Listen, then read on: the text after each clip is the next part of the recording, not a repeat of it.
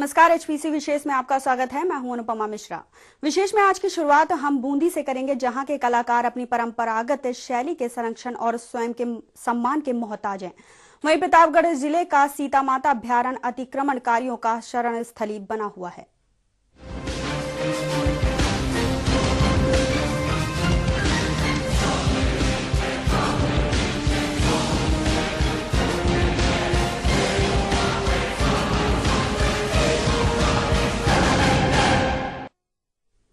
जी हां, कला के लिए पूरे विश्व में मशहूर बूंदी शैली अब अस्तित्व खोती जा रही है।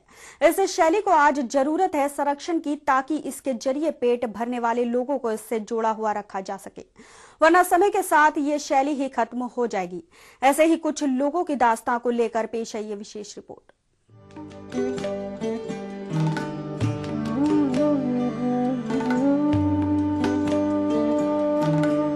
बूंदी के नाहर का चौहटा बाजार में 4 कलाकार ही बूंदी शैली को जिंदा रखने की कवायद में जुटे हुए हैं। इनमें सबसे पहला नाम आता है गोपाल सोनी का। गोपाल सोनी ने अपना पूरा जीवन ही इस बूंदी शैली को समर्पित कर दिया है, लेकिन दुख की बात यह है कि आज तक सरकार की ओर से उनको कोई भी मदद या सम्मान नहीं मिला है। गोपाल सोनी बूंदी शैली की इतनी खूबसूरत पेंटिंग बनाते हैं कि देखने वाले की इस पर से नजर हट ही नहीं पाती है। बूंदी के राजाओं महारानियों से जुड़े विषयों पर गोपाल सोनी काफी सुंदर पेंटिंग बनाते हैं। गोपाल सोनी ने अपनी पीड़ा कैमरे पर बयां करते हुए बताया कि बूंदी शैली को अब बचाने की जरूरत है। वहीं कला के प्रशंसक भी संरक्षण और कलाकारों के हुनर का सम्मान करने को जरूरी बताते हैं। बूंदी शैली धीरे धीरे खत्म होती जा रही है। क्या इसमें अगर सरकार का कोई सहयोग नहीं हो तो आने वाले समय पे एक भी आर्टिस्ट नहीं रहेंगे।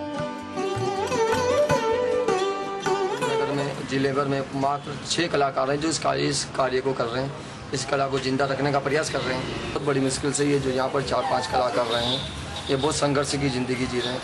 कला बहुत अच्छी है, कला को देखने वाले बहुत आते हैं, पर्यटक बाहर से विदेशों से, पर इसको खरीदने वाला बहुत कम है। बूंदी शैली से जुड़ी पेंटिंग का व्यवसाय करने वाले दूसरे चित्रकार गोपाल लाल सामरिया कठिन संघर्ष करते हुए अपना जीवन व्यापन कर रहे हैं। गोपाल विश्व स्तर की पेंटिंग बनाते हैं।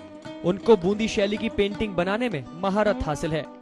उनकी पेंटिंग में चित्र बोलते हुए नजर आते हैं। उनके पुरखे भी राज दरबार में बूंदी शैली की पेंटिंग्स बनाया करते थे। गोपाल लाल सामरिया ने बूंदी शैली की बारीकियां कैमरे पर बताई।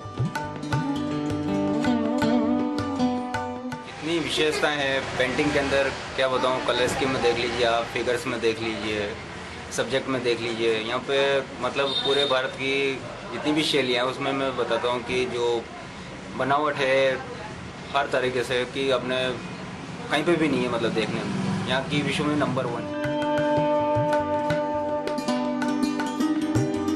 बूंदी शैली से जुड़े हुए एक और युवा कलाकार हैं युग प्रसाद। युग प्रसाद ने भी बूंदी शैली को ही अपना करियर और व्यवसाय बनाया है। ये विदेशी पर्यटकों को बूंदी शैली की पेंटिंग्स बनाना सिखाते हैं। विदेशी पर्यटकों को बूंदी शैली की पेंटिंग्स काफी पसंद आती हैं। हमें युग प्रसाद की दुकान पर इजराइल की पर्यटक रोटेम बूंदी शैली की पेंटिंग सीखती भी नजर आईं। रोटेम ने भी बूंदी शैली की काफी प्रशंसा की। सरकार से सहयोग की उपेक्षा है हमें। यहाँ पर्यटकों के आने की वजह से यहाँ के कलाकारों की दशा में कुछ परिवर्तन आया है और यहाँ के कलाकार यहाँ की बूंदी शैली की पेंटिंग है और उनकी कॉपियाँ बनाकर जो बेच रहे हैं वो पर्यटकों को बहुत अच्छी लगती है और ये पर्यटक मुँह मांगे दामों पर इनको खरीद रहे हैं। अब जरूरत है सरकार को इन कलाकारों की ओर ध्यान देने की, ताकि इनके साथ ही इनकी कला को भी जीवित रखा जा सके। एचबीसी न्यूज के लिए बूंदी से भवानी सिंह की रिपोर्ट।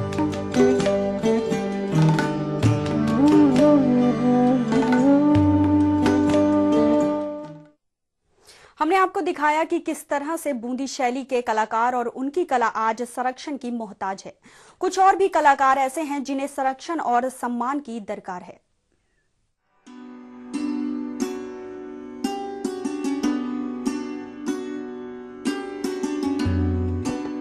बूंदी शैली के चित्रकार मुकेश शर्मा ने भी अपनी आजीविका का साधन बूंदी शैली की पेंटिंग्स को बनाया है। मुकेश शर्मा बूंदी शैली की पेंटिंग्स में आज भी प्राचीन समय के कागज और रंग ही काम में लेते हैं। मुकेश मूलतः प्रकृति से जुड़े हुए विषयों को अपने चित्रों में जीवंत करते हैं। बूंदी के राजाओं के सुंदर चित्र उनकी पेंटिंग्स में साफ देखे जा सकते हैं। मुकेश का कहना है कि वो बड़े संघर्ष के साथ बूंदी शैली को जिंदा रखे हुए हैं, लेकिन आज तक सरकार ने उनकी कोई भी सुध नहीं ली है और ना ही किसी प्रकार का कोई सम्मान दिया गया। मेरे को 30 साल हो गए इस लाइन में, कुछ भी बेनिफिट नहीं मिला सरकार की तरफ से। बचपन से कर रहा हूँ, ना मैं स्कूल गया हूँ ना कहीं गया हूँ। गरीबों के लिए भी सोचना चाहिए, अवार्ड वगैरह गरीबों को भी देने चाहिए, जो हम लोग मतलब आज 30-35 साल से इस लाइन में कुछ भी नहीं सुन रही सरकार। बूंदी शैली से जुड़े हुए सबसे वरिष्ठ कलाकार है अभिनव सिंह। अभिनव सिंह ने अपनी खुद की एक छोटी सी बूंदी शैली की आर्ट गैलरी खोल रखी है। अभिनव सिंह का एक ही सपना है कि बूंदी शैली का अस्तित्व हमेशा बना रहे। वो खुद बूंदी शैली की पेंटिंग्स बनाते हैं और अपनी आर्ट गैलरी में सजाते हैं। उनके ग्राहक विदेशी पर्यटक ही होते हैं जो बड़े शौक से उनकी पेंटिंग को खरीदते हैं, लेकिन अभिनव सिंह आज तक सिर्फ अपनी दाल रोटी का ही खर्चा इससे निकाल पाते हैं। उनकी पीड़ा है कि स्थानीय स्तर पर और सरकार के स्तर पर आज तक बूंदी शैली को संरक्षण देने के लिए कोई भी पहल नहीं हुई है। अगर यही हाल रहा तो एक दिन बूंदी शैली कहीं विलुप्त हो जाएगी। तो इसको बचाने की कोशिश कर रहे हैं बूंदी शैली को, लेकिन ये आप जानते ही हैं यहाँ पर काफ़ी आर्टिस्ट आ चुके हैं, बाहर के भी आ गए हैं, तो इसको एक तरह से छवि खराब कर रहे हैं अपनी बूंदी शैली की।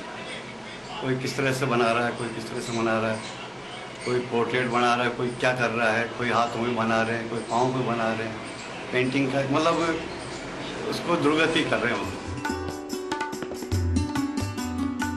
बूंदी के सबसे पुराने गाइड हैं प्रदीप।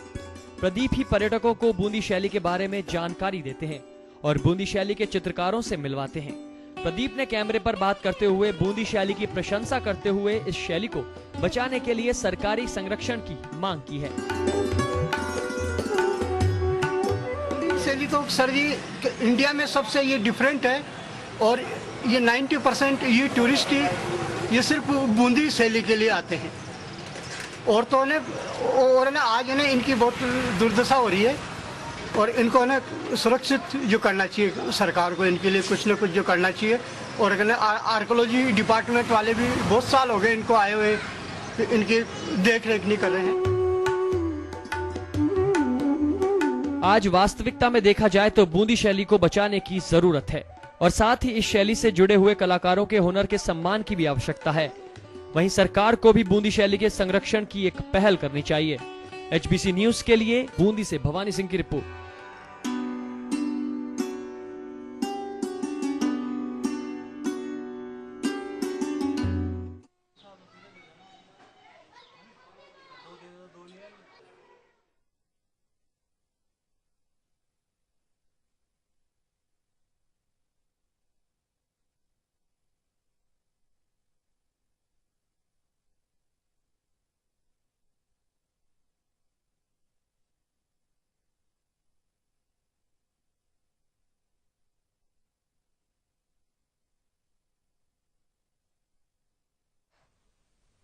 हम आपको दिखा रहे हैं कि कला के लिए पूरे विश्व में मशहूर बूंदी शैली अब अस्तित्व खोती जा रही है।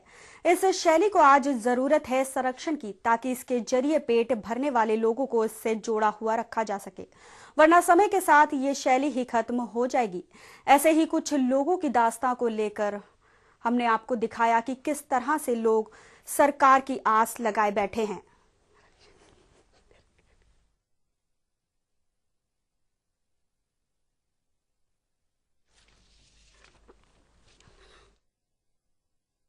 बात करने के लिए हमारे साथ फोन लाइन पर मौजूद हैं बूंदी से हमारे संवाददाता भवानी जी। भवानी, बूंदी शैली के कलाकारों के बारे में बताइए, किस तरह से ये चित्र को अंजाम देकर जिंदा रखे हुए हैं? जी, अगर बूंदी की चित्र शैली की जो अपन बात कर रहे हैं, बूंदी की शैली जो 700 वर्ष पुरानी जो चित्र शैली थी, राजा अपने मनोरंजन के लिए इस चित्र शैली को प्रमुख रूप से अपनाया करते थे। आज ये चित्र शैली धीरे धीरे लुप्त होती जा रही है और आज यहाँ के कलाकार, यहाँ के चित्रकार इसको अपने स्तर पर जिंदा रख रहे हैं। जी, लगता नहीं कि कहीं ना कहीं ये शैली अब लुप्त होती जा रही है? जी, जैसा कि वर्तमान में बूंदी शैली सिर्फ दुकानों पर ही सिमट कर रह गई है। बूंदी में वर्तमान में दरवाजों पर आज भी बूंदी शैली पेंटिंग दिखाई देती है, लेकिन ये कुछ इस पे चित्रकारी के कुछ ही पेंटिंग के चित्रकार बचे हैं जो संघर्ष कर रहे हैं बूंदी शैली के लिए जी, इसको जिंदा रखने के लिए। जी इस शैली को जिंदा रखने के लिए क्या सरकार इनकी मदद नहीं कर रही है? जैसा कि यहाँ के चित्रकारों से, शैली चित्रकारों से हमने बात की तो उनका कहना था कि हमने कई बार सरकार से मदद के लिए गुहार भी लगाई है, जिला प्रशासन से भी इस बारे में बात की है, लेकिन उनका अभी तक हमारी तरफ कोई रुख नहीं है। हमारी तरफ हमारे लिए चित्र शैली को बचाने का कोई रवैया सरकार ने नहीं अपनाया है। जी भवानी, ये चित्रकार लोग शैली को बनाने के लिए किन चीजों का प्रयोग करते हैं?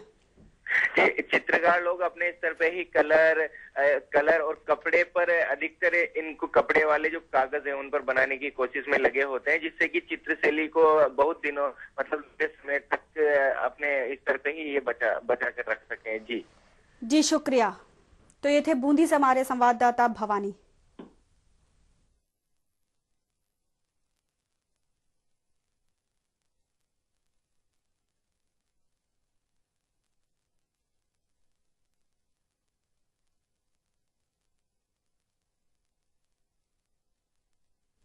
फिलहाल वक्त हो गया एक ब्रेक का, बने रहिए हमारे साथ।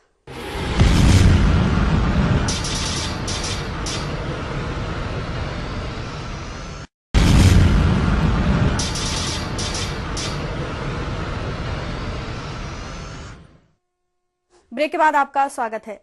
वहीं हम बात करेंगे प्रतापगढ़ की, जहां वन्य जीवों के लिए सुरक्षित सीता माता वन्य जीव अभ्यारण्य अतिक्रमणकारियों की शरण स्थली बना हुआ है। अतिक्रमियों के हौसले इस कदर बड़े हुए हैं कि वन्य जीवों के रहने वाले इस क्षेत्र में न केवल बेखौफ रहते हैं, बल्कि सघन जंगल को काटकर आबादी बसा रहे हैं। पेश है ये खास रिपोर्ट।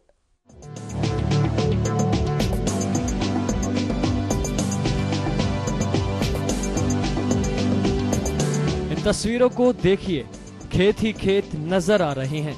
जिधर नजर डाले वहां खेत, मकान और मवेशी दिखाई दे रहे हैं। इन खेतों में मक्का, तिल, अदरक की फसलें लहरा रही हैं, वहीं चावल की फसलें भी नजर आ रही हैं। ये तस्वीरें किसी गांव की नहीं हैं, यहाँ खेती हो रही है। प्रतापगढ़ के सीता माता वन्य जीव अभ्यारण्य में, जहाँ बिना अनुमति के कोई भी प्रवेश नहीं कर सकता, लेकिन आज यहाँ 8000 से भी अधिक आबादी बस गई है। वहीं सैकड़ों मकान भी खड़े हो गए हैं। राजस्थान भर में प्रसिद्ध प्रतापगढ़ की सीता माता वन्य जीव अभ्यारण्य बर्बादी के कगार पर है। खेती के लिए यहाँ कब्जा करने के लिए होड़ सी मची हुई है। दिन रात पेड़ काटे जा रहे हैं, पेड़ों की जगह खेत लहरा रहे हैं। अतिक्रमियों को न तो वन कर्मियों का और न ही किसी कानून का खौफ है, जिसे जहाँ जगह मिलती है वहाँ पेड़ काट कर अपने खेत बना लेता है। अतिक्रमियों ने यहाँ की ऊंची ऊंची खूबसूरत पहाड़ियों को भी नहीं छोड़ा है। पहाड़ियों पर बचे कई प्रजाति के दुर्लभ पेड़ पौधों का सफाया करके खेत और मकान खड़े कर लिए हैं। आज आप सीता माता वन्य अभ्यारण्य को आप देखेंगे तो इसकी बहुत ही ज्यादा दयनीय स्थिति हो चुकी है। लोगों ने जगह जगह के ऊपर कब्जा करके जमीनें निकाल ली है और हर तरीके की खेती होनी चालू हो गई है। चावल उग रहा है, यहाँ पे मक्का उग रहा है, तिल उग रहा है, और इसके अलावा धीरे धीरे जितने भी जल स्रोत हैं, जो अपने झर जिसको कहते हैं हमारे इलाके के अंदर पानी के चश्मे जमीन में से निकालते हैं, इनको खेती के लिए इनका रास्ता पलट करके खेतों में लोग बाग ले जाने लगे हैं। ऐसा नहीं है कि वन विभाग इन अतिक्रमियों को रोकने की कोशिश न करता हो। अतिक्रमण रोकने के प्रयास में कई बार उनका अतिक्रमियों से सामना भी होता है। अब तक कई वनकर्मी अतिक्रमियों और तस्करों के हमले से घायल भी हो चुके हैं। वगैरह हम साथ में मिलकर के नाकाबंदी करते हैं, गश्त करते हैं, तो उस समय बहुत बार करीब 4-5 इंस्टेंसेस ऐसे हो गए हैं कि ऑफेंडर्स और हमारे विभाग के बीच में लड़ाई झगड़ा हो गया। इस साल भी हमारे एक फॉरेस्टर है जिसको लकड़ियों से पीट के और रात्रि में छोड़ गए थे, काफ़ी घायल अवस्था में उनको छोड़ गए।